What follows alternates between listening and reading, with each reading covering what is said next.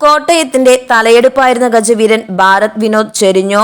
കോട്ടയം ഭാരത് ഹോസ്പിറ്റലുടമ വിനോദ് വിശ്വനാഥന്റെ ഉടമസ്ഥതയിലുള്ള ആനയായിരുന്നു വിനോദ്. പാദരോഗത്തെ തുടർന്ന് 22 ദിവസമായി ചികിത്സയിലായിരുന്നു.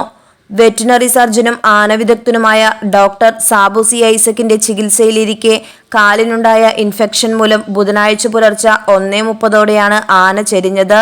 വിട പറഞ്ഞത് ആന കേരളത്തിന്റെ യുവരാജാവ്. അനേകം ആനകളെ കേരളത്തിന് സമ്മാനിച്ച വെള്ളിമൺ ഓമനക്കുട്ടൻപിള്ള എന്ന വ്യക്തിയാണ് 2002-2003 കാലഘട്ടത്തിൽ ഇവനെ കേരളത്തിലേക്ക് എത്തിക്കുന്നത്. ആദ്യകാലത്ത് അക്ബർ എന്ന പേരിൽ അറിയപ്പെട്ടിരുന്ന ഇവനെ കൊല്ലം ആതിര ഗ്രൂപ്പുകാർ സ്വന്തമാക്കി. പിന്നീട് പല കൈമാറ്റങ്ങളിലൂടെ 2016 കോട്ടയം ഭാരത് ഗ്രൂപ്പിന്റെ ഉടമസ്ഥതയിലെത്തിച്ചേർന്നു. അഷ്ടമി വിളക്കിന് തിരുവൈക്കത്തപ്പന്റെ പൊൻതിടമ്പ് തലയിലെടുക്കാനുള്ള ഭാഗ്യം ലഭിച്ചതോടെ വിനോദിന്റെ പ്രശസ്തി ആനക്കേരളത്തിൽ ഉയർന്നു കേൾക്കാൻ തുടങ്ങി. വൈക്കം, തൃപ്പൂണിത്തറ, തൃശൂർ പൂരം, ആറാട്ടുപുഴ പൂരം, ഉത്രാളിക്കാവ് പൂരം തുടങ്ങി പ്രസിദ്ധമായ പല ഉത്സവങ്ങൾക്കെല്ലാം നിറസാന്നിധ്യമായിരുന്നു വിനോദ്.